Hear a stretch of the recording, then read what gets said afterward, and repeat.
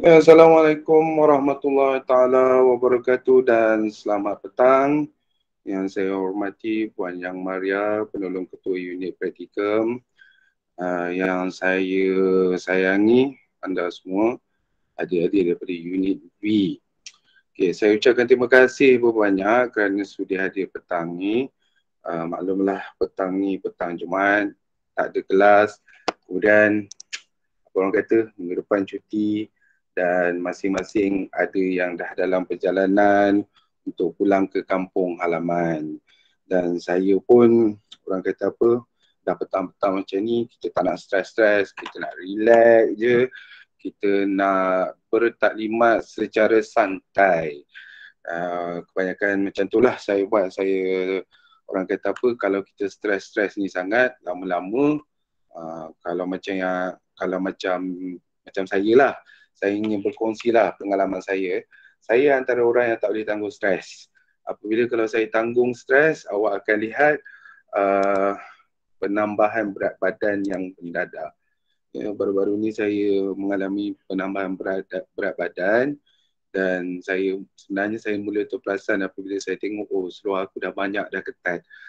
Jadi saya fahamlah bahasanya stres saya dah di luar jangkauan. Okey, tapi tak apalah, itu bukan masalah awak, itu masalah saya dan saya akan solvekan masalah tu pelan-pelan. Cuma kita doakan yang terbaik dan saya haraplah semua pelajar, adik-adik saya semua berada dalam keadaan sihat sejahtera. Maklumlah musim-musim COVID ni kita tak nafikan ada banyak kemungkinan dan juga perkara yang boleh berlaku. Kita cuba elak perkara-perkara yang tak sepatutnya. Kalau boleh kita elak, kita elak. Kalau boleh kita jaga, kita jaga. Biarlah orang pandang kita semacam orang pandang kita serong, tapi yang penting adalah keselamatan diri kita. Betul, kita kena jaga kita. Okey, petang ni kita lebih kepada ulang kaji dan juga beberapa perkara baru yang saya nak sampaikan. Jadi saya harap korang boleh dengarlah celoteh saya pada petang ini. Okey, kita pergi slide seterusnya. Pada asalnya saya tak nak terangkan benda ni, tapi disebabkan kita dah ber-PKP, kita dah orang kata duduk di rumah terlalu lama, jadi saya takut ada pelajar yang terlupa. Okey, kita kita bila bekerja dalam sektor kerajaan ni kena tahu waktu bekerja yang rasminya 8 sampai 5. Sekarang ni ada waktu fleksibel waktu fleksi. Jadi orang akan bekerja ikut waktu yang dia masuk dan dia akan balik pada waktu yang sepatutnya dia keluar. Tapi kita ambil beginilah ketetapan kebiasaannya 8 hingga 5. Jadi ini adalah waktu untuk kamu berurusan dengan unit praktikum sekiranya ada. Sekiranya tak ada, tak apalah. Tapi kalau nak datang, kalau bukan atas panggilan, contohnya kalau saya panggil ke ketua unit praktikum panggil ke, janganlah datang pada waktu yang bukan waktu berurusan. Ya, lebih-lebih lagi pada waktu tengah hari. Memang saya ada Cik Norizman, ada Puan Yang pun ada, tapi waktu tu walaupun kami buat kerja, tapi waktu tu kami lebih orang kata apa nak berehat. Sebab namanya pun waktu rehat. Melainkan kalau macam biasa, kalau saya dah tahu student tak ada masa, okay, saya panggil kamu datang, maka masa tu barulah boleh datang. Unit praktikum ataupun pejabat-pejabat lain di IPG ni, bukannya semua boleh main terjah kena tahu waktu pejabat. Biasanya kita ambil 8 hingga 5, rehat 1 hingga 2, kalau hari Jumaat 12 suku hingga 2.45. Jadi berhati-hatilah kalau kata nak datang tu jangan main langgar je. Ini peringatan saya lah. Okey, seterusnya saya ingin memperkenalkan kepada kamu sebabkan kita ada perubahan struktur organisasi dalam unit praktikum. Saya perkenalkan kamu, ketua unit praktikum bukan lagi Dr. Haji Taufik bukan lagi Dr. Haji Muhammad Taufik. Beliau telah kembali ke Jabatan Pengajian Melayu dan diganti oleh Cik Norizman bin Idris sebagai ketua unit praktikum. Kemudian kita ada Puan Yang Maria sebagai penolong ketua unit praktikum. Dan Saya sendiri, Haji Mat Nagai bin Mat Nangin, pegawai pengurusan praktikum. Tak apa, saya okey je kalau korang panggil saya Encik. Dan kami dibantu oleh dua orang staf dan juga seorang pembantu operasi, Encik Azizuddin, dan juga Puan Wati, Ruslizawati, dan juga Puan Asrafah lagi seorang. Jadi kalau boleh janganlah main langgar kami ni. Jangan main langgar tu maksud saya begini. Kalau ada apa-apa perkara, janganlah terus-terus pada ketua unit praktikum. Bukan tak boleh. Cik Norizman ni dia ada banyak perkara yang dia perlu fikirkan. Jadi kalau ada apa-apa masalah student, biarlah sama ada saya ataupun Puan Yang Maria. Kalau masalah perempuan tu tak apa, Puan Yang dengan Puan Yang. Dengan saya pun boleh juga, tapi saya kurang, masalah perempuan ni saya segan lah, senang cakap. Kita ada Puan Yang, bolehlah ngadu dengan Puan Yang. Okey, seterusnya kita nak bercerita tentang pengalaman berasaskan sekolah. Pengalaman berasaskan sekolah ni korang dah pergi 2 kali. Dan sepatutnya korang dah tak ada masalah lah kalau cerita tentang pengalaman berasaskan sekolah ni. Dia sebagai satu komponen yang mana korang kena laksanakan untuk memberi pengenalan kepada sekolah. Dan setelah 2 kali pergi ke sekolah, saya rasa korang pun dah ada pengalaman lah. Macam mana nak pergi sekolah, macam mana nak lapor diri, macam mana nak orang kata apa, nak berkomunikasi di sekolah. Okey, saya tak nafikan sebabkan kita dalam keadaan pandemik, yang sekarang ni masih lagi pandemik, di mana kita banyak norma-norma baru yang sudah berubah. Dan kita sekarang ni menuju ke arah kembali ke arah di mana pandemik itu belum bermula. Jadi dalam keadaan itu, banyak berlaku perubahan di sekolah. Seperti mana yang kalau kita tengok yang berhormat Menteri Pendidikan yang lalu, Dr. Azizuddin, tak nafikan ada beberapa perkara yang mana orang kata apa, yang kita macam dulu ada ni, sekarang tak ada ni. Maksud saya, macam dulu sekolah dibuka sepenuhnya. Sekarang ni sepatutnya, perkiraan saya, sepatutnya sekolah dibuka sepenuhnya, tapi tidak. Hanya ada beberapa sekolah yang dibenarkan buka sepenuhnya dan ada setengah sekolah yang perlu melakukan penggiliran. Jadi perkara-perkara inilah yang kita kena ambil tahu. Sebab pengalaman ni adalah pengalaman semasa. Sebab tak semua orang akan dapat pengalaman ini.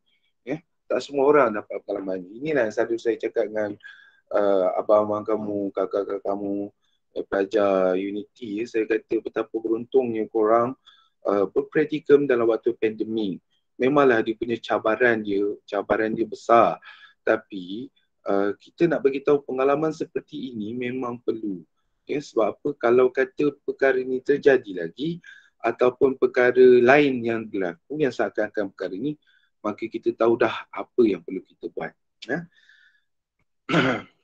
Seterusnya, setelah 2 kali pergi PBS, saya sebenarnya sangat-sangat berharap pelajar-pelajar korang-korang semua ni dah nampak dah apakah bebanan tugas guru. Seperti mana yang korang anda semua tengok pada gambar ni, bebanan guru dan juga bebanan murid adalah sama. Cuma satu kelihatan, satu tidak kelihatan. Walaupun gambar ni, tak silap saya, kalau tak silap saya tahun awal, kalau ikutkan pada gambar tu dia ada tulis tahun ni, pada tahun 2009 gambar ni dah lama, tapi masih lagi seperti ini. Maksudnya gambar ini, situasi dia masih lagi sama sehingga hari ini. Tak ada perubahan. Malah baru-baru ini kalau korang ada baca surat khabar, dah tak ada lah. Kebanyakan surat khabar dah beralih kepada digital. Dan kita tengok muka depan akhbar, kebanyakannya orang tertanya-tanya kenapa guru nak pencen awal. Sebenarnya tak payah tanyalah, kita sendiri pun dah ada jawapan dia. Kenapa guru nak pencen awal? Sebabkan inilah bebanan yang tidak nampak oleh mata kasar orang di luar sana tentang pekerjaan kita. Saya bukan nak kata kita ni hebat tau. Saya tak nak kata kita ni hebat. Tetapi itulah yang gaji yang kita terima. Maksudnya bebanan yang kita terima tu, itulah benda kata sepadanlah dengan gaji kita. Ya. Okay, selain daripada itu saya juga berharap korang dah nampak dah apa kerja-kerja yang korang akan buat di sekolah, kerja-kerja hakiki.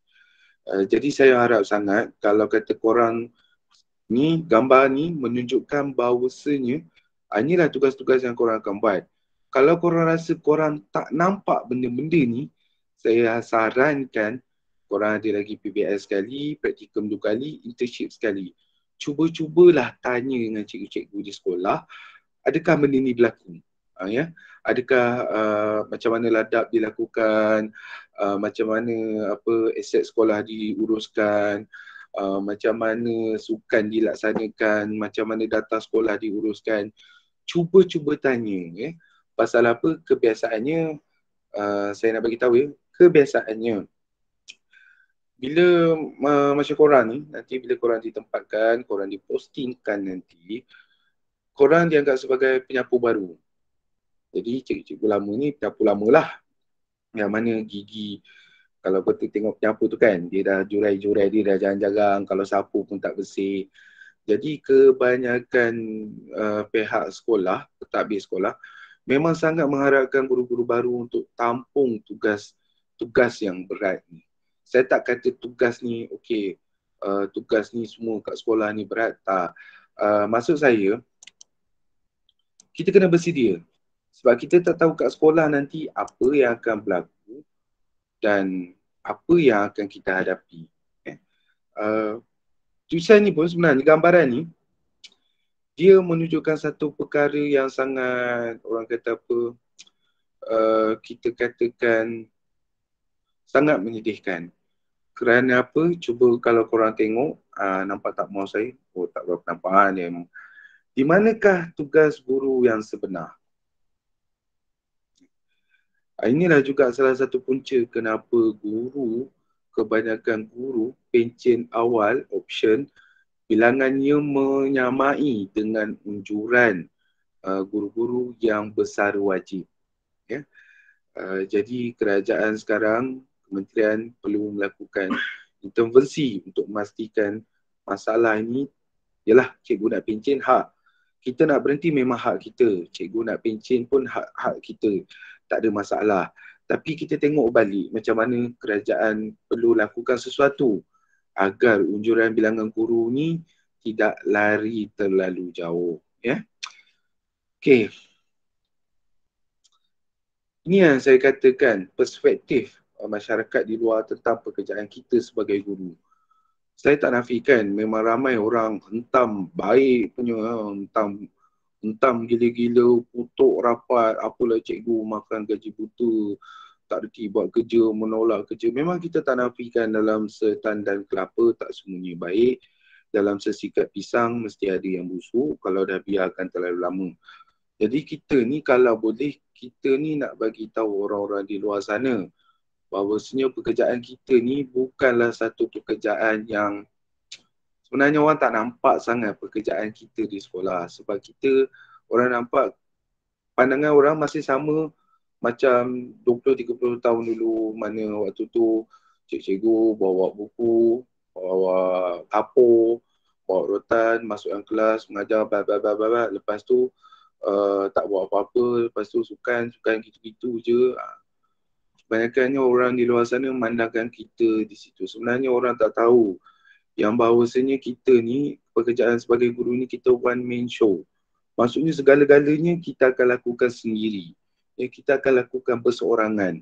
Yalah, maksud saya berseorangan tu bukannya kita tak ada rakan sekerja.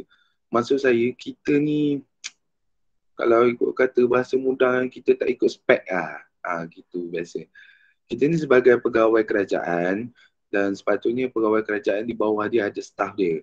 So, sebab satu ketika dulu pernah diutarakan tentang, kalau korang masih ingat lah, nak diberikan pembantu guru, jawatan pembantu guru kepada guru. Pembantu guru ni merujuk kepada pembantu takbir lah, tapi khas untuk guru.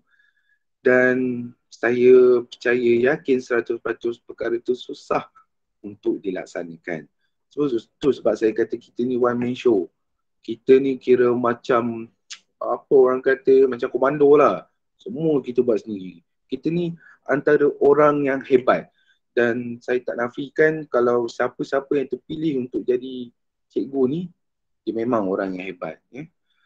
Jadi kita ni berperanan untuk menukar perspektif orang luar tentang kerjaya sebagai seorang guru. Jadi apa kerja buat kita di sekolah, pastikan kita tak dikecam, kita tak dikutuk, kita tak dimaki. Macam sekarang ni, macam isu yang terbaru ni, ramai orang kata kenapa cikgu suka buat TikTok di sekolah. Itu contohnya, tak ada kerja lain ke? Okey, dia ada dua pandangan. Ini kita sembang-sembang santai lah. Dia ada dua pandangan. Satu pandangan mengatakan ia ni tak beretika.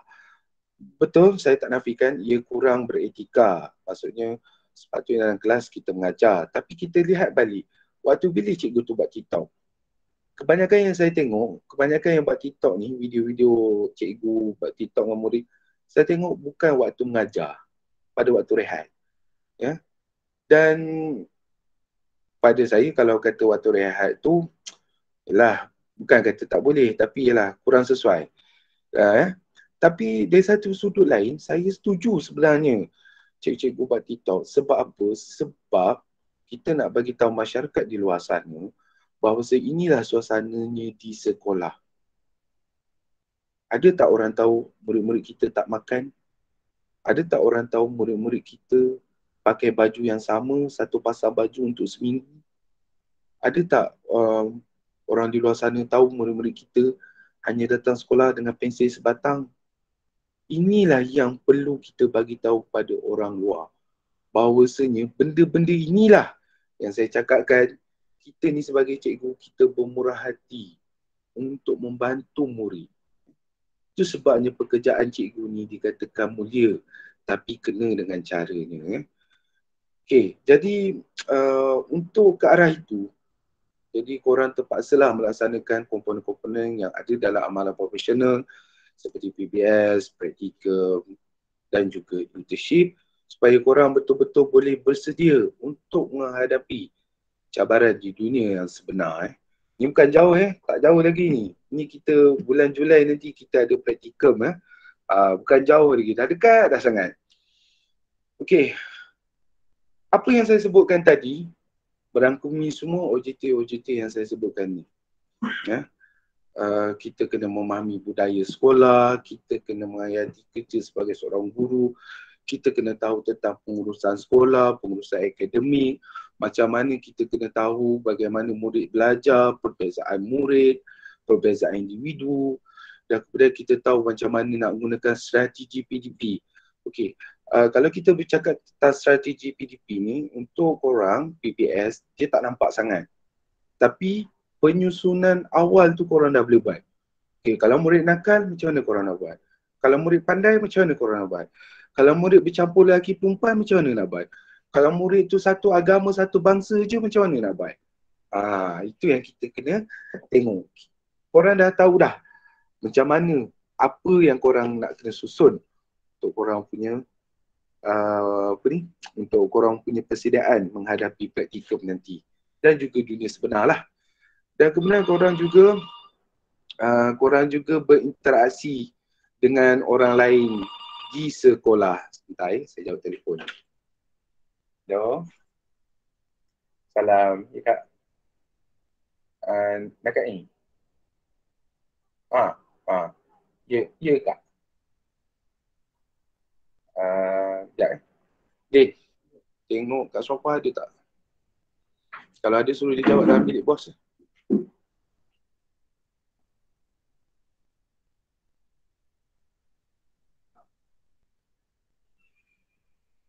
Ya ada gangguan. Bukanlah gangguan. Kita ada interruption sikit. Okey, seterusnya. Tadi saya nak cakap tentang interaksi. Okay. Dalam PBS ni saya percaya korang akan jumpa ramai orang, guru besar, guru, murid. Jadi korang tahu macam mana dah berinteraksi. Sekurang-kurangnya, walaupun korang rasa korang tak berapa pandai lagi, tapi korang dah dapat dah agak macam mana nak bercakap dengan murid, nak bercakap dengan tabib sekolah, bercakap dengan rakan-rakan sekerja, ialah guru-guru senior. Okay. Paling mudah pada saya kalau untuk murid itu tak apa, kita berperwatakan garang tapi mesra. Tapi kalau untuk pentadbir dan juga cikgu lama, kita kena menyantuni, kita kena mesra dan juga kita kena merendah diri. Korang dengan cikgu lama masing-masing ada kelebihan. Korang ada kelebihan korang, cikgu lama pun ada kelebihan diorang. Dan kelebihan inilah yang akan apabila korang buat perbincangan nanti, korang sembang, korang bercakap, bila berlakunya pertukaran maklumat, maka secara tidak langsung objektif PBS itu akan tercapai. Dan saya lebih suka untuk PBS yang terakhir ni, kalau boleh semua pelajar lah, ambillah tips daripada cikgu-cikgu yang ada di sekolah, macam mana nak mengajar. Kadang-kadang kita rasa macam, tak apa, aku boleh handle. Jangan. Lain padang, lain belalang, lain sekolah, lain muridnya. Itu je saya boleh cakap.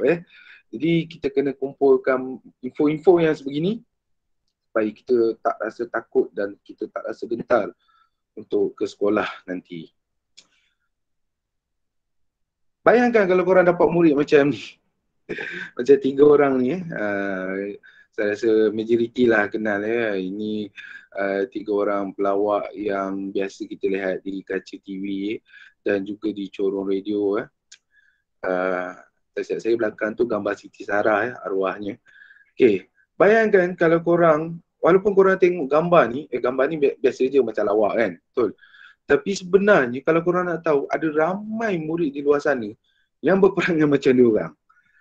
Jadi kalau korang tak bersedia daripada awal, tak membentukkan diri korang daripada awal, maka apa yang akan jadi masa korang praktikum nanti?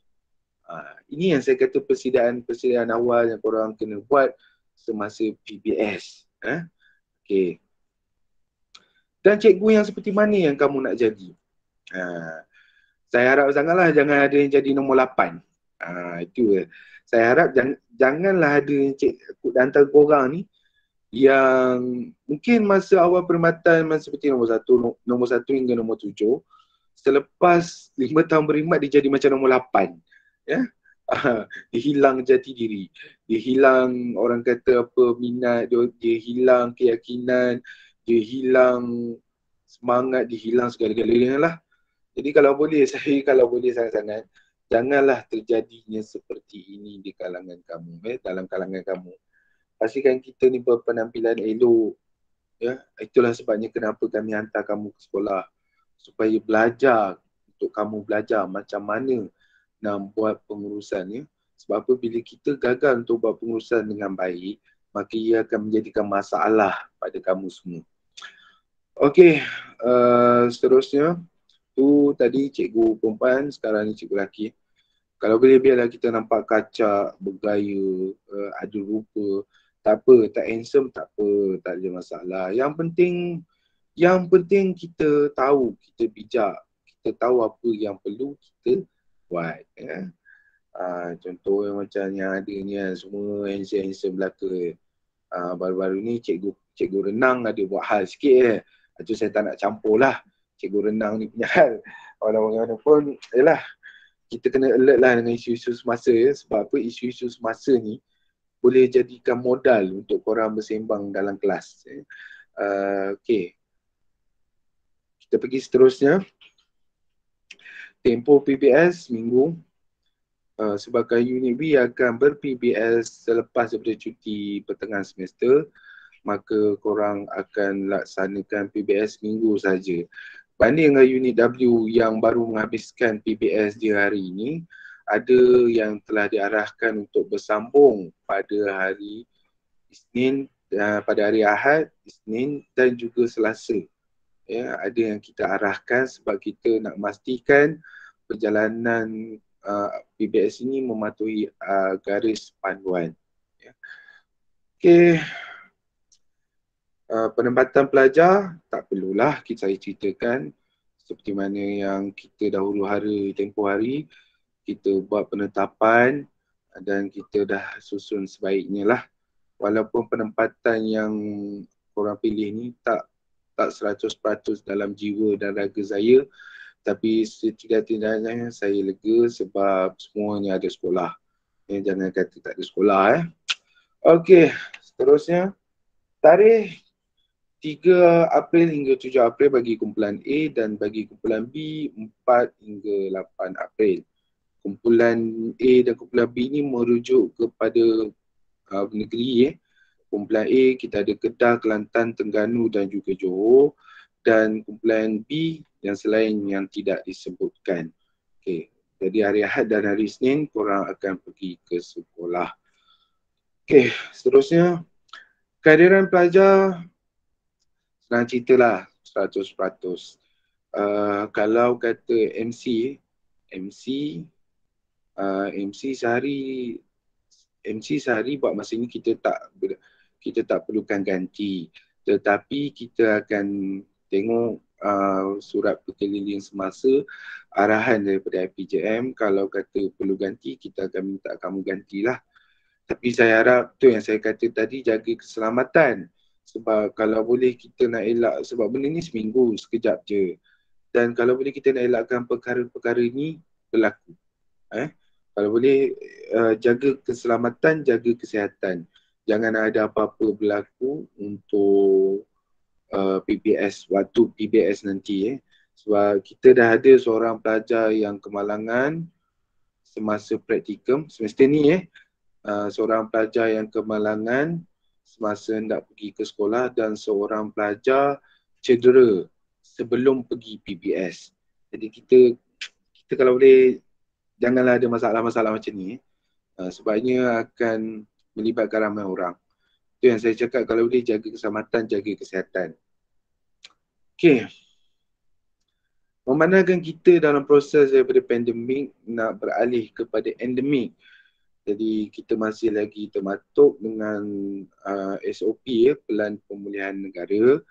Jadi pastikan pakai pelitup muka sentiasa di sekolah. Okay, LPG kita tak ada isu vaksinasi. Semua pelajar PSMP sudah pun divaksinasi. Sama ada 2 dos ataupun 3 dos, itu pulang maklum lah. Kita tak jadi masalah asalkan korang semua vaksinasi. Yang penting sekali bila kita dah vaksin ni, kita sebenarnya tak semestinya kita ambil vaksin ni untuk melindungi diri kita. Sebenarnya kita juga melindungi orang yang di sekeliling kita. Masuklah pekerjaan kita. Jadi kalau kata dah vaksin ni, saya lega sangatlah. Memang tak ada masalah lah kita dengan vaksinasi ni. Okay, pakai pelitup muka. Kalau perlu untuk pakai topeng yang macam tapuai tu letak kat muka kan, tak apa, pakailah. Pakai, tak apa. Yang penting korang selamat. Nak pakai topeng macam tapuai ke, macam Ultraman ke, macam Iron Man ke, tak apa, pakai je. Kalau korang rasa perlu. Kalau perlu pakai 2 lapis, pakailah 2 lapis. Kalau rasa macam sesak, nafas ada asma ke apa, pakailah. Atau memang pakai 2. Tapi kalau susah nak bernafaskan, payah juga. Aku pingsan kat sekolah kan satu hal juga. Pakai yang bersesuaian. Okay, kemudian pastikan sekali dengan sekolah, kesihatan kamu baik. Kalau dah ada simptom-simptom tu, teruslah. Teruslah. Orang kata apa, pergi ke klinik ataupun buat ni test kit sama ada kamu positif ke atau negatif. Okay. Kalau sakit tu terus dapatkan rawatan di klinik, jangan tangguh-tangguh lagi. Okay. Tapi kalau kalau korang dah rasa macam tak sihat, korang buat test kit, tahu-tahu positif, apa yang perlu korang kena buat? Okay.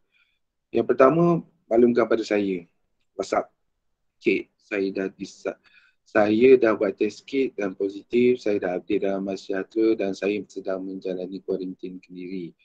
Okay, itu perkara pertama. Perkara kedua, maklumkan kepada Tuan Syed Tuan Syed di Jabatan Hal Ehwal Pelajar, nombor telefonnya ada kat sini. Kalau kata positif je, bagi tahu saya, bagi tahu Tuan Syed. Nanti Tuan Syed akan hantar laporan ke IPJM. Ya, satu perkara yang Tuan Syed perlu hadap ya setiap hari. Okey. Apabila korang dah pergi untuk quarantine sendiri, secara tidak langsung, seperti mana kita maklumkan dalam surat penempatan, automatik korang punya perjalanan PBS akan switch kepada melaksanakan PBS secara dalam talian. Ya? Jadi secara dalam talian. Okey. Apabila bercakap dalam talian ni, korang kena uruskanlah segala-gala apa dapatan, tugasan, nak jumpa, nak WhatsApp macam. Okey, jangan salah faham. Kita terima juga kalau kata korang buat secara through WhatsApp.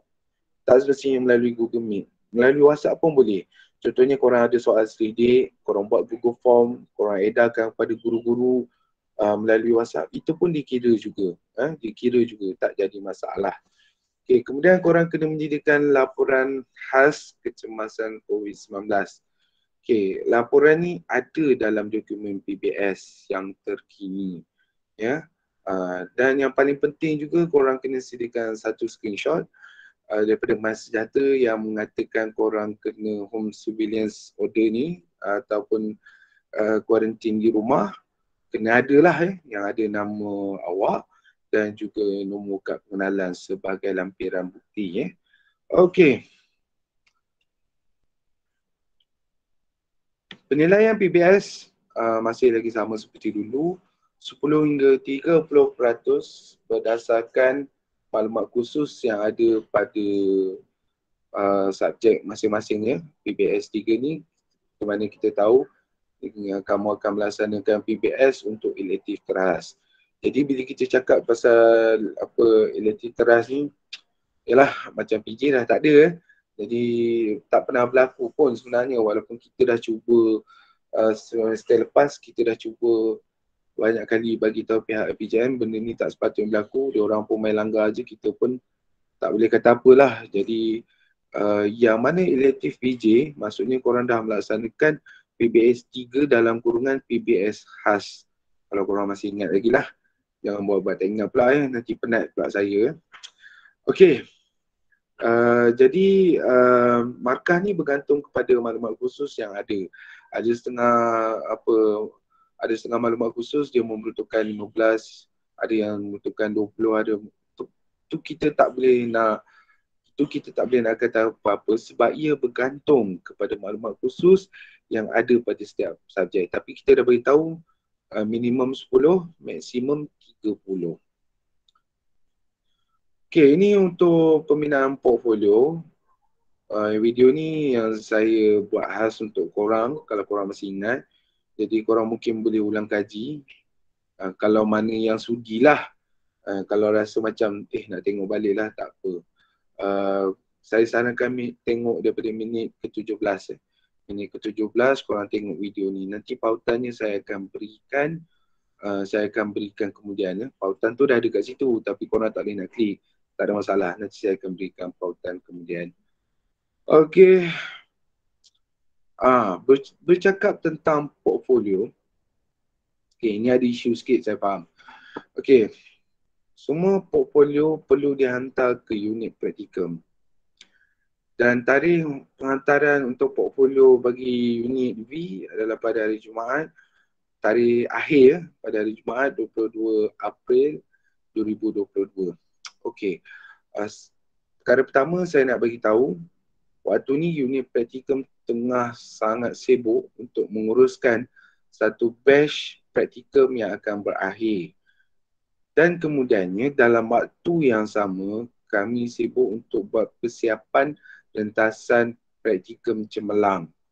Okey, jadi pada waktu ni, bukan saya nak kata kami takkan hiraukan korang, tak. Korang tetap juga kena hantar pada waktu ni. Okey, isu yang keduanya, saya dimaklumkan katanya unit V ni kalau balik kali ni saya depan lah datang balik. Sebenarnya saya tak ada makluman secara rasmi. Tapi andai kata benda ni betul, Jadi penghantaran ni perlu juga dibuat, tapi kita melalui pos. Kita akan minta student tetap juga hantar pada kita portfolio yang sebenar yang macam mana korang pernah buat. Kita tak nak korang sediakan soft copy. Soft copy tu korang yang kena simpan. Okay, korang kena hantar hard copy kepada kita orang akan buat pengesahan, dan setelah kita orang buat pengesahan, kita orang akan hantar pada pensyarah yang berkenaan, dan ataupun pensyarah berkenaan boleh datang tuntut pada kita orang.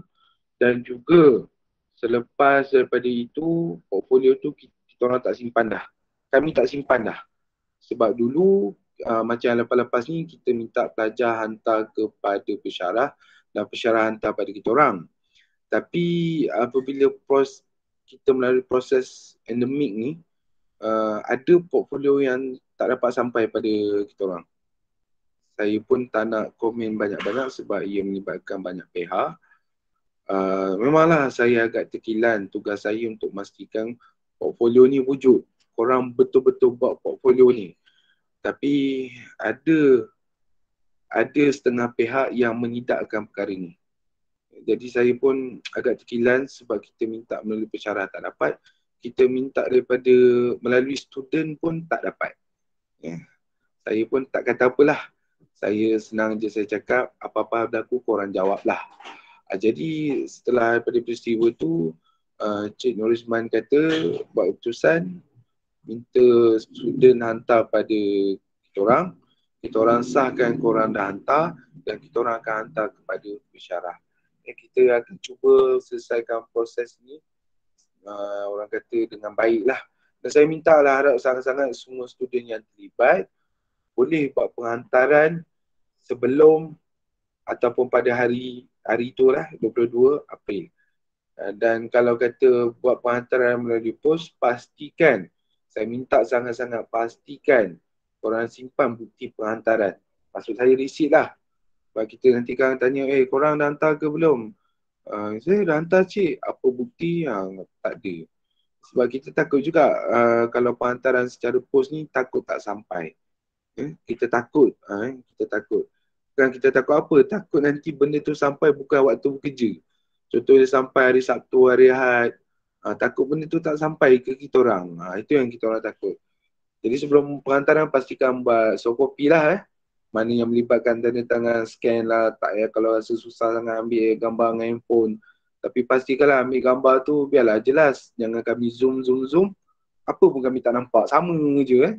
Nampak tulisan daripada jauh, bila pergi dekat tak nampak apa yang ditulis. Okey. Seterusnya. Seterusnya kita sementara ni korang tengok dulu. Ini adalah satu buku satu buku yang kita dah, orang kata apa, kita ni saya cakap. Sebenarnya saya nak bagi tahu untuk apa orang kata apa? Untuk amalan profesional kita tak ada satu buku yang mana menceritakan apa yang korang kena buat, apa yang akan berlaku, apa yang korang kena bersedia, tak ada. Jadi buku ni sebenarnya ada kontroversi sikit dari segi penerbitan. Tapi jauh sudut hati saya perlu juga bagi tahu kepada pelajar, buku ni korang boleh beli. Kami tak ada ready stock. Buku ni hanyalah diberikan contoh, sampel je kepada kami. Hanya diberikan sampel saja kepada kami. Dan juga saya tengok sepintas selalu buku ni better than nothing. Maksudnya lebih baik daripada tak ada apa-apa. Satu buku yang korang boleh rujuk, korang boleh tengok, mungkin korang akan dapat something. Dan kalau kata korang rasa korang nak beli, saya sarankan kontak terus. Pembelian buku ni tak melalui unit praktikum IPC Kampus Ipoh, tapi perlulah secara terus dengan melalui nombor telefon tu lah. Dan kalau korang antara orang yang paling baiklah beli buku ni sebab korang belum lagi praktikum. Buku ni tak adalah tebal mana, dan sekurang-kurangnya yalah ada benda-benda yang macam boleh korang rujuk lah. Ada banyak info yang boleh korang dapat daripada buku ni. Okay. Dan untuk kehadiran petang ini, korang kena masukkan nombor IC dan juga kata kunci. Jadi kata kunci untuk masukkan mendaftarkan kehadiran adalah tajuk buku ni. Untuk kehadiran petang ni, kata kuncinya adalah tajuk buku ni. Jadi kalau kata siapa yang masukkan kata kunci yang salah, saya tahulah orang tak berapa dengar sangatlah talimat ni. Tak dengar orang kata apa, tak dengar dengan betul-betul dengan hati yang terbuka lah. Mungkin matanya memandang pada device, handphone ke laptop ke, tapi hatinya melayang ke angkasa raya. Mungkin dalam fikiran nak balik kayangan ke, nak balik ke apa, nak balik ke kampung ke, teringat orang tersayang ke, teringat kambing ke, kambing bakar boleh, kambing kat kampung boleh, contohlah. Okay, sekali lagi saya ulang, kata kunci untuk kehadiran petang ni adalah tajuk buku ni. Okay, seterusnya, okay, kita ada buat semakan sikit tentang portfolio. Jadi portfolio yang terkini adalah portfolio dokumen PBS 2022. Nanti saya akan berikan pautannya. Korang muat turun, di situ ada surat pengenalan diri. Di situ juga nanti, sorry, minta maaf, saya salah sebut. Okay, dokumen PBS 2022, dokumen PBS 2022, dia sebenarnya sama je dengan dokumen PBS 2019 yang ada pada korang. Pakailah yang baru sebab kita tengok kita buat semakan sikit lah mana yang perlu kita tambah baik. Mungkin dia lebih kepada fizikal tapi isi kandungannya adalah sama je, sama je sebenarnya, cuma kita ada yang kita tambah baik sikit lah.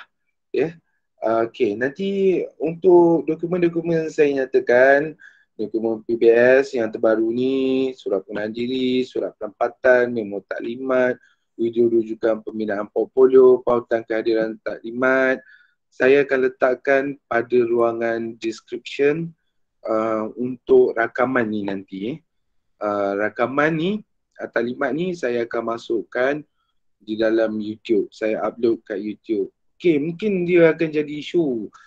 Cik, kenapa Cik sesuka upload dekat channel Cik secara video-video taklimat secara peribadinya. Okay, ada orang kata sebabkan saya ambil kesempatan kot, sebabkan akaun saya dah kata establish, jadi saya masukkan situ. Tak, sebenarnya salah satu punca yang saya masukkan rakaman ke dalam YouTube hanya satu je. Kalau korang perasan, kalau rakaman Google Meet ni, kalau kita tengok daripada drive secara langsung, maksudnya link drive, kalau korang perasan, dia perlukan line yang kuat untuk tengok video tu. Tapi kalau saya masukkan ke dalam YouTube, walaupun line internet tu lemah, korang boleh tengok dan dengar, sekurang-kurangnya dengar saya punya suara dalam video tu. Sebab saya dah banyak kali dah saya cuba. Saya kata, kalau kita letak dalam drive, kita bagi link, memang pelajar boleh tengok tapi lambat, susah nak. Kena line kuat. Kalau kita letak kat YouTube, walaupun line tak berapa kuat, boleh juga tengok. Itu je kenapa saya buat letak dalam YouTube saya. Dan juga mungkin boleh jadi perangsang kepada korang mana nak jadi YouTuber pendidikan. Kita sebenarnya ketandusan saya tak nafikan untuk YouTuber yang berasaskan pendidikan, memang kita ada ramai, tapi ramai yang tak aktif. Saya lebih suka kalau kata korang buat YouTube ni, memanglah konten pendidikan ni dipandang sepi.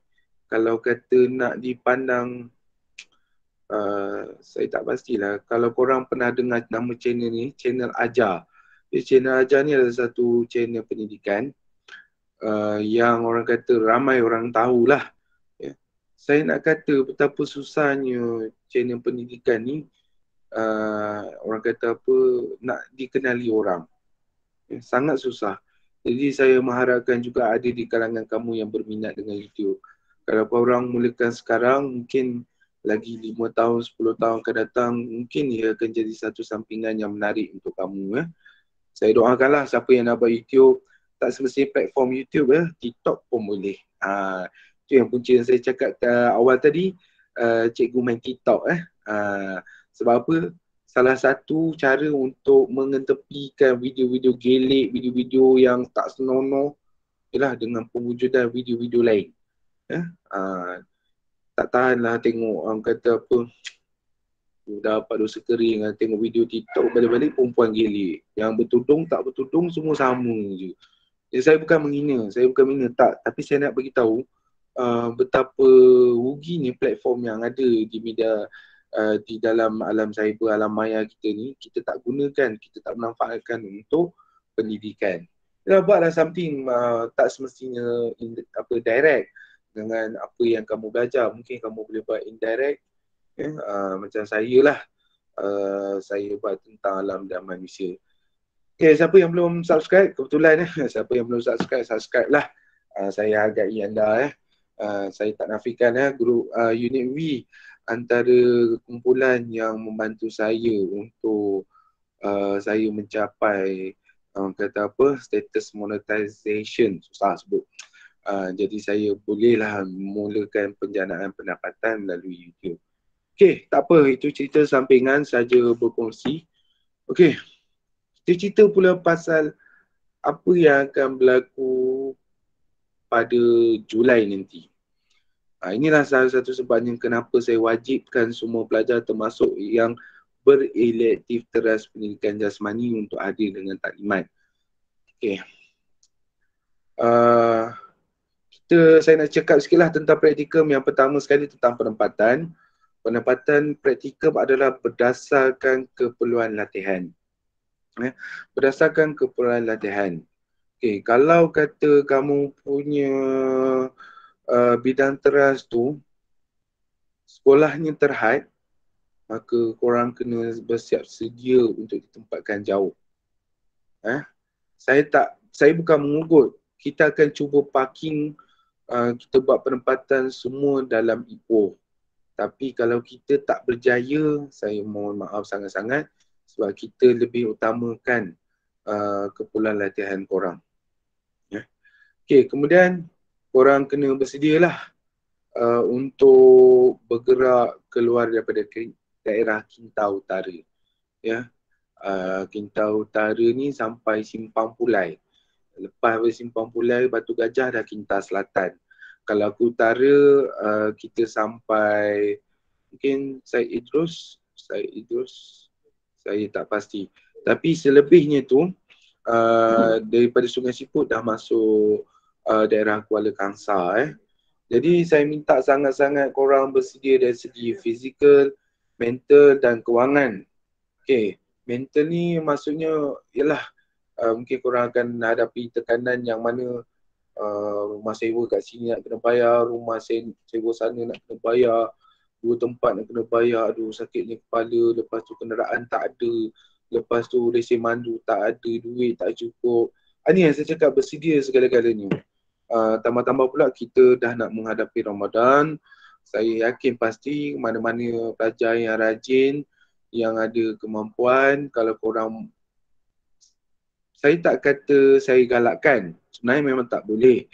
Tapi kalau korang nak cari duit lebih, buat kerja di rumah atau jual kuih online, itu tak ada masalah. Buatlah, sebab apa? Bila kita bercakap tentang praktikum ni, korang memang memerlukan dana yang banyak. Duit yang banyak. Sebab apa menggunakan duit yang banyak? Sebab kita perlukan keluarkan banyak duit untuk banyak perkara. Jadi korang kena bersedialah. Dan kemudiannya, okay, kita akan buat penawaran untuk penempatan di sekolah-sekolah pilihan khas unit praktikum. Yang ni saya beritahu awal lah. Kita ada 5 buah sekolah yang kita dah pilih. Sekolah ni memang orang kata apa, mencabar dan walaupun dalam cabaran itu, salah satu kita tak kata kita janjikan, tapi kebiasaannya siapa yang pergi sekolah tu dah tak payah fikir penginapan, dah tak payah fikir makan, dan tak payah fikir nak sewa-sewa kereta ke. Cukup ada sekadar untuk korang yang macam mana kereta, kalau kenderaan yang boleh korang balik ke kampus untuk urusan tertentu. Ya. Sekolah ni kita akan buat tahap penawaran selepas kita selesaikan proses penyenaraian pasangan praktikum. Ya. Okey. Sekolah-sekolah ni ada yang sekolah ni buat jemputan khas. Maksudnya dia minta dengan kita untuk hantar student ke sana. Dan ada juga sekolah ni yang mana kita rasa kita perlu bantu sekolah dari segi orang kata tenaga baru. Bukanlah kita nak eksploitasi korang untuk benda ni. Maksudnya mungkin dengan kehadiran orang lain, biasanya student praktikum ni dia akan dipandang sebagai bintang yang bersinar-sinar. Bukan setakat untuk pentadbir sekolah, cikgu-cikgu yang dah berkhidmat di situ, tapi juga untuk murid-murid. Jadi kalau kata murid tu dia dapat cikgu baru, semangatnya lain. Semangat dia lain. Itu yang antara satu faktor kenapa ada guru-guru besar ni yang minta dengan orang kata dengan kita orang lah yang praktikum. Jadi kita akan buat penawaran, siapa yang terima tawaran kita, kalau nasib kamu baik, tak payah fikir penginapan, tak payah fikir makan, tak payah fikir sangat kenderaan. Dia fikirlah tapi tak ada fikir sangat. Dan kita akan berikan orang kata kita tak kata sebagai satu kita bagi keistimewaan apabila tiba praktikum 2 nanti. Maksudnya mungkin kita bagi sekolah yang dekat ataupun kita bagi pelajar yang dah terima tawaran kita tu untuk pilih sekolah yang dia nak. Itu ya. Dan saya nak bagi tahu juga sekolah-sekolah, daripada 5 buah sekolah tu ada 2 buah sekolah yang saya pernah hantar, dan saya pernah hantarnya bukan lelaki tapi perempuan. Ya, perempuan yang sahut cabaran. Jadi kita hantar, diorang berjaya menghabiskan praktikum selama 12 minggu. Dan saya bersyukur sangat-sangat diorang selamat dan diorang buat perkongsian diorang. Saya cakap terang lah, pengalaman seperti ini bukan semua orang boleh dapat. Saya sendiri mengikuti pembentangan pelajar ni apabila dia akhir praktikum untuk perkongsian kita semua. Okey, seterusnya tentang penyelesaian pasangan praktikum. Yang ni tolonglah ambil perhatian. Okey, untuk waktu-waktu sekarang ini, korang dah kena tengok siapa yang akan jadi pasangan praktikum korang. Okey, kita ada 5 kriteria utama.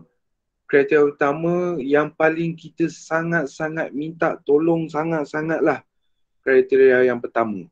Kalau dapat daripada kelas yang sama, tagging yang sama, bidang teras yang sama, elektif teras yang sama. Ya. Kalau dapatlah sangat-sangat. Okey, ada yang tak. Saya tak nafikan. Okey, kalau ada yang tak, mungkin dia boleh daripada kelas yang berbeza. Tapi dia tagging yang sama, bidang teras yang sama, elektif teras yang sama. Okey, untuk kriteria pertama dan kriteria kedua memang saya alu-alukan. Tapi kalau kata kita dalam mencari keserasian tu kita tak jumpa, saya tak nafikan memang berlaku. Okey, boleh saya terima kriteria ketiga yang mana kelas yang sama, tagging yang sama, bidang teras yang sama tetapi elektif yang berbeza.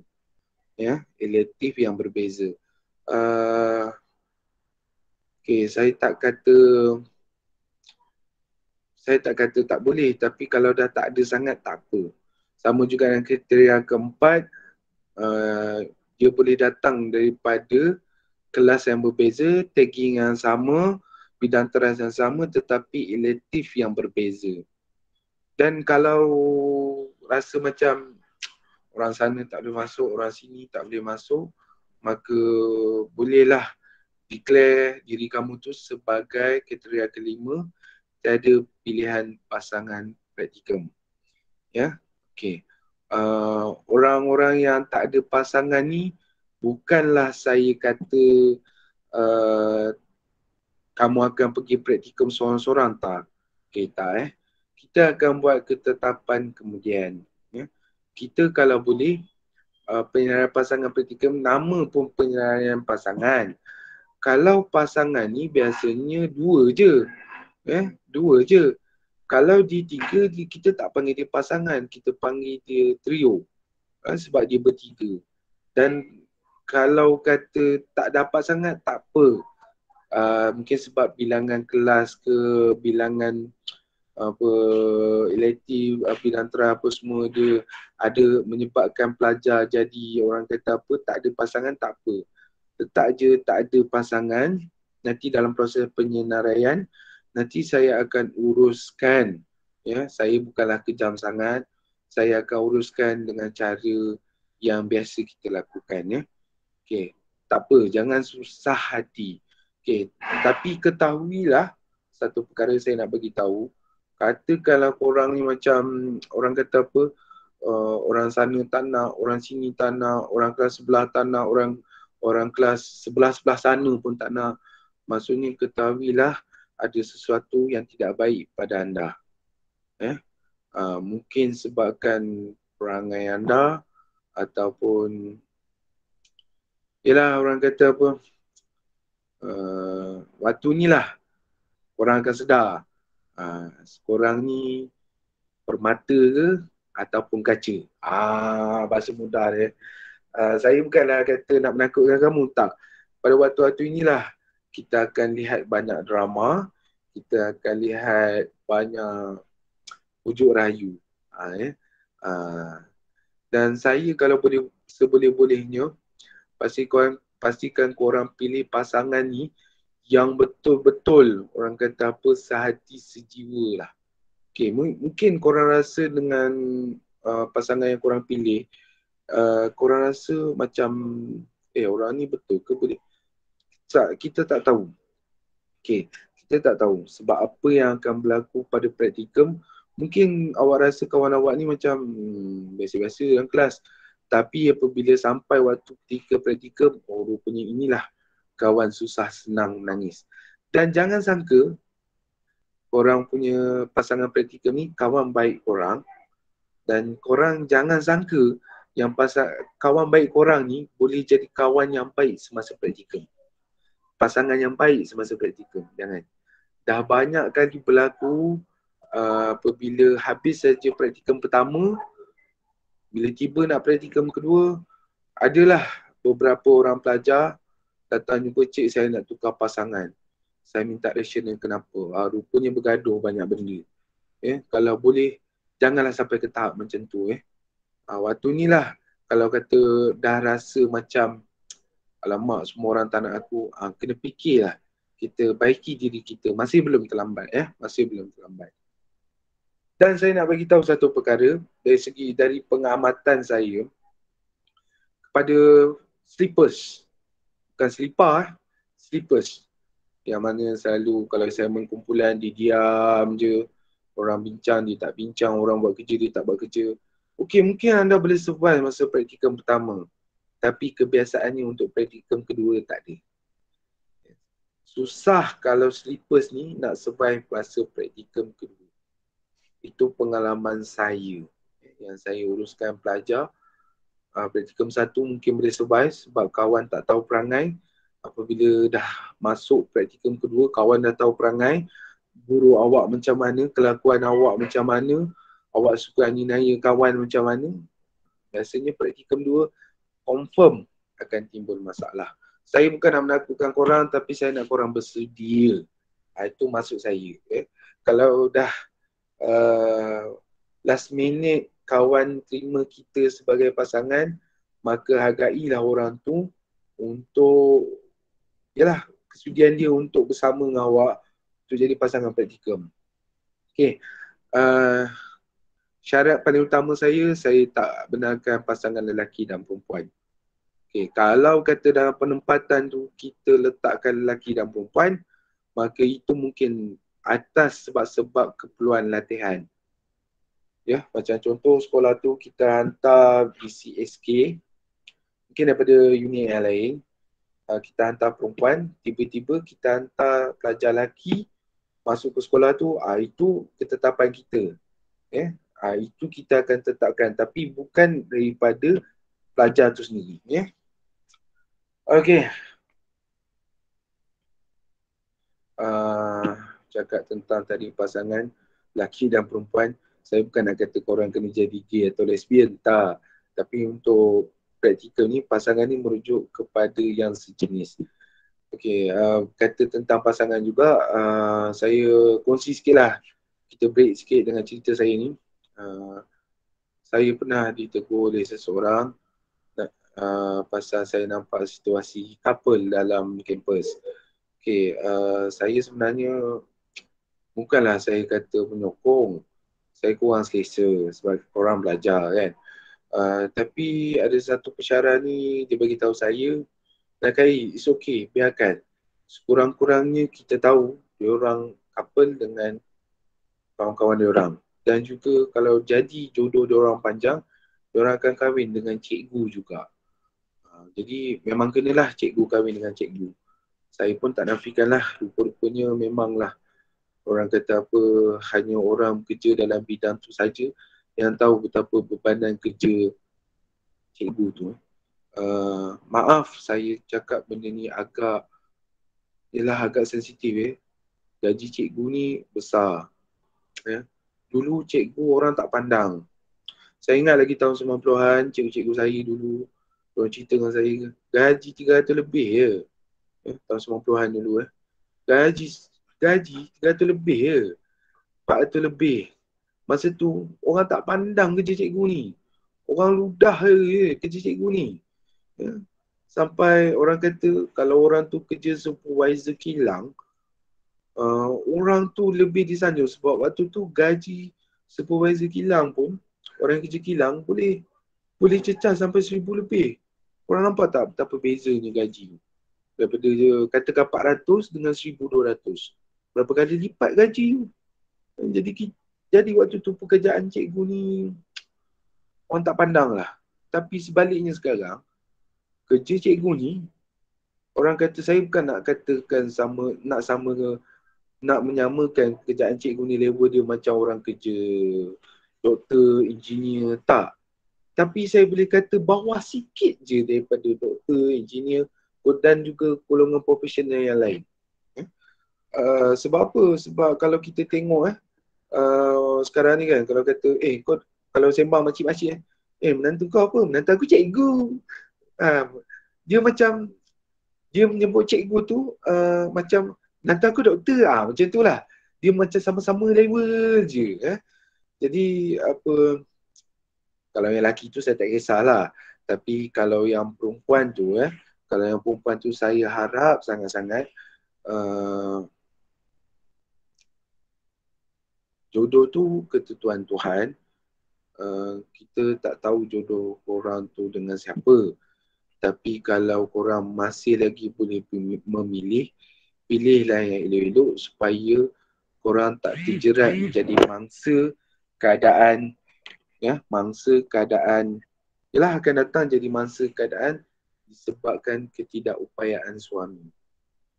Itu maksud saya.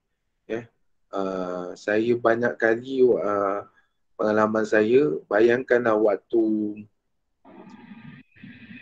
macam mana pengalaman saya, ada cikgu ni, dia macam mana cakap dia berkawan, dia berkawan kahwin dengan orang yang agak rendah daripada dia. Dan kemudiannya, macam mana saya cakap, cerita dia macam ni. Ada cikgu ni berkahwin dengan orang yang bukan kerja cikgu.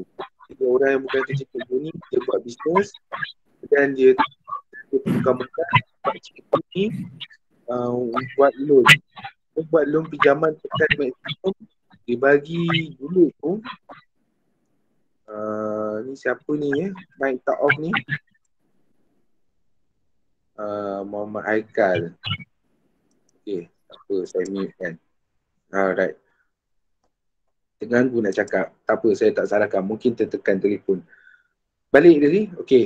Cikgu ni, cikgu perempuan ni, suami dia kerja sendiri. Dan kemudian dia buat bisnes, dia minta cikgu ni pam modal dengan pada suami dia.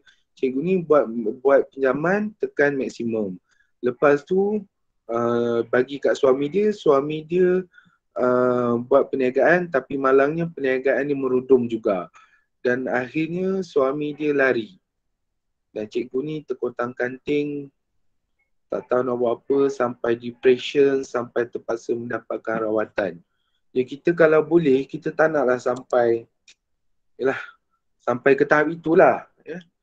Ini cerita selingan saya lah. Kalau boleh, kalau rasa nampak classmate kamu handsome, rasa macam boleh kawan, tak apa, tak ada hal punya. Yang pentingnya, yalah, kita bukan nak kata duit tu bukanlah segala-galanya, tapi segala-galanya memerlukan duit. Duit memang tak boleh bawa mati. Tapi bila kita tak ada duit, memang kita rasa macam nak mati. Itu ayat mudah ya. Okey, sambung tentang slide saya ni. Kita akan mulakan proses penyenaraian ni pada 10 April 2022. Hari Ahad je. Saya pilih hari Ahad sebab waktu ni korang dah habis PBS. Sambil-sambil korang nak siapkan portfolio untuk dihantar, maka korang bolehlah buat penyenaraian. Saya dah sediakan videonya. Nanti saya minta semua pelajar untuk isikan proses penyenaraian ni. Dia bukan setakat proses penyenaraian, tetapi ia juga adalah proses untuk semakan nama, nombor kad pengenalan, terutamanya sekali nombor telefon. Ya, kalau nombor telefon kamu berubah, tak apa, update dekat situ. Ya, dalam worksheet yang kita sediakan. Dan juga saya minta sangat-sangat ketua unit, penolong ketua unit, SU, saya tahu sebenarnya saya nak laksanakan penilaian pasangan praktikum ni melalui anda. Tapi saya secara peribadi saya tahu korang dah, sebab saya juga ada dalam grup KU, PKU SU yang bawah kendalian HCP. Bila saya tahu, saya tengok grup tu pun saya stres, apatah lagi anda yang ada dalam tu dan juga orang yang pernah duduk dalam tu. Jadi saya rasa kita kurangkan sikit bebanan tu. Kita minta semua pelajar buat. Dan kalau boleh, bila kita buat benda ni, sebab saya open, janganlah pula gatal-gatal pergi usik orang lain punya. Jangan.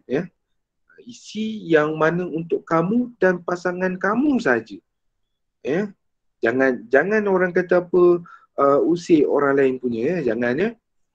Dan jika ada soalan, hari Ahad tu tak apa, korang boleh PM saya. Nanti saya akan jawab pada hari Isnin kalau saya ni. Sebab 10 hari bulan tu juga saya ada hal peribadi yang saya memang tak dapat elakkan dan saya mungkin orang kata apa, satu hari tu saya takkan bercakap dengan orang lah. Bukanlah saya masuk gua duduk dalam betapa, tak. Tapi saya ada urusan peribadi yang perlu saya selesaikan. Okey. Jadi bolehlah buat persediaan dari sekarang. Malam ni WhatsApp kawan, boleh tak aku nak kau jadi pasangan praktikum aku. Contoh. Yang saya nampak satulah, saya mengaku terang, masa ni orang yang ada kereta, dia akan mendapat perhatian yang lebih. Yang ada kereta, yang ada motor, dia akan jadi perhatian yang lebih. Pada yang ada kereta, saya harap janganlah orang kata terburu-buru buat keputusan. Apa yang penting korang punya pasangan praktikum ni, yang korang nak pilih ni, pastikan dia betul-betul boleh susah senang sama-sama dengan kamu. Okey, sebabkan Julai, saya nak kata ada masa ke tak ada masa saya pun tak pasti. Kalau mana yang tak ada lesen, dah tahu pasangan praktikum dia tak ada lesen, dia pun tak ada lesen, pergilah ambil lesen, sekurang-kurangnya korang boleh sewa kereta. Okay, sebenarnya saya cakap ni bukan sebab saya nak bagi tahu, nak promote saya dan kawan-kawan saya ada kereta sewa, tak. Saya cuma nak bagi tahu, saya tak nak dengar, cik kami ada masalah kenderaan. Saya tak nak dengar. Ya. Kami ada masalah kenderaan tu, itu adalah alasan lapuk. Okay. Alasan yang sangat, orang kata apa, 15 tahun dulu pun itulah juga alasan ni. Nak minta sekolah dekat, kata pasal masalah kenderaan. Jadi saya beritahu awal ni supaya pelajar boleh buat persediaan ya. Nak pinjam kereta abang ke bapak, nak pinjam kereta ke bapak, nak belikan kereta ke. Kalau nak beli kereta baru sekarang tak sempat rasanya sebab sekarang ni orang sibuk production kereta, sekarang sibuk siapkan kereta untuk orang yang booking untuk berhari-hari dengan kereta baru. Jadi mungkin ada kereta-kereta second hand ke. Saya tak kata kena beli, tak, kita ada banyak cara yang kita boleh gunakan ya. Jadi bersiap sedialah dengan persediaan tu terutamanya kenderaan. Okey. Itu saja yang saya nak sampaikan petang ni. Saya harap korang tak jemulah dengar celoteh saya petang ni. Perkongsian saya petang ni, saya minta maaf lah kalau kata ada gangguan selingan dan juga bubble ya. Saya cakap ni bubble. Bubble tu apa maksudnya? Saya kadang-kadang ada ayat tu saya terpaksa repeat balik. Jadi mana yang korang dengar, korang bersabar untuk mendengar taklimat saya ucapkan terima kasih banyak-banyak. Dan saya harap sangat-sangatlah perjalanan PBS 3 kita ni berjalan dengan baik dan juga proses penyelesaian pasangan praktikum juga akan berjalan dengan baik. Okey, taklimat ini boleh diikuti secara rakaman. Nanti saya akan berikan link pautan YouTube-nya dalam group. Maka nanti untuk semua pelajar pastikan kena ikuti taklimat tersebut kerana taklimat tersebut penting ya. Taklimat kita ni penting bukan setakat untuk PBS, malahan untuk persediaan awal praktikum. Okey, jadi dalam chat box saya dah letakkan pautan untuk kehadiran. Jangan tanya saya apa kata kuncinya sebab saya dah bagi tahu tadi. Okey, boleh isi. Untuk siapa yang datang taklimat hari ni, saya bagi masa 10 minit.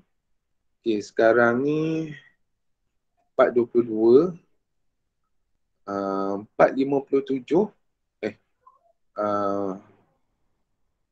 10 minit lah. 4.32. Okey, 4.32. Okey, siapa yang isi lepas 4.32, saya anggapkan orang tu macam scammer lah. Ya? Saya anggapkan macam scammer. Pasal apa scam? Datang IDAK, masuk IDAK, dalam ni ada 43. Tolak ID saya 3, maka dalam ni hanya ada 40 je daripada 82 yang sepatutnya hadir. Tolak Puan Yang seorang, maka jadi 39.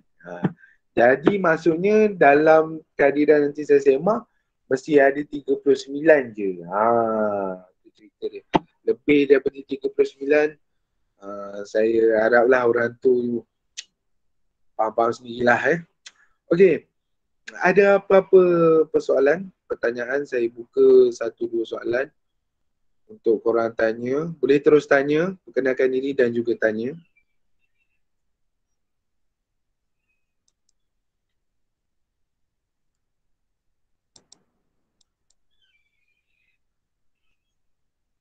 Ada? Tak ada? Nampaknya macam tak ada. Tak apalah, tak ada masalah. Kalau ada apa-apa pertanyaan selepas ini, bolehlah WhatsApp saya, PM personal. Kebetulan hari ini hari Jumaat. Biasanya hari Jumaat, Kalau dah korang WhatsApp saya petang, jangan marah saya. Biasanya saya akan balas Isnin pagi. Ya. Mungkin hujung minggu biasanya saya lebih kepada keluarga dan juga peribadi. Ya. Dan juga saya minta sangat-sangat kita dah nak menghadapi Ramadan. Kata saya ucapkan selamat berpuasa. Jalanilah ibadah puasa kita ini dengan penuh makna. Walaupun ada yang masih takut-takut untuk bersurau, tak kisah. Jangan lupa untuk buat kebaikan walaupun dengan zikir sahaja. Apa kebaikan yang kita boleh buat kalau ikhlas, maka Allah akan berikan ganjaran yang sebaiknya untuk kita. Ya. Saya mohon sangat-sangat kata-kata ayah saya ini sebelum kita berpisah, jaga keselamatan, jaga SOP. Saya tak naklah nanti korang semua ni sihat-sihat, tiba nak PBS nanti ada masalah. Saya tak nak. Ya.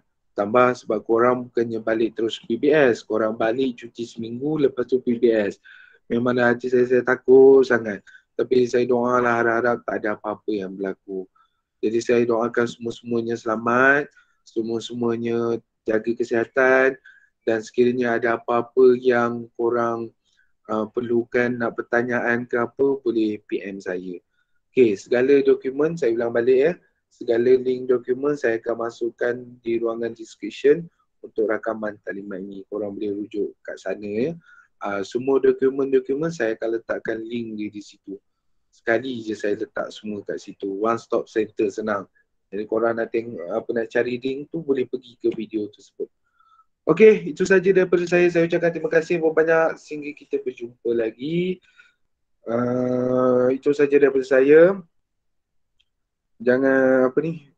Wabillahi taufiq wal hidayah. Assalamualaikum warahmatullahi taala wabarakatuh. Sehingga kita berjumpa di lain kali. Okey. Terima kasih. Assalamualaikum. Terima kasih. Terima kasih. Terima kasih. Terima kasih, Encik. Sama-sama.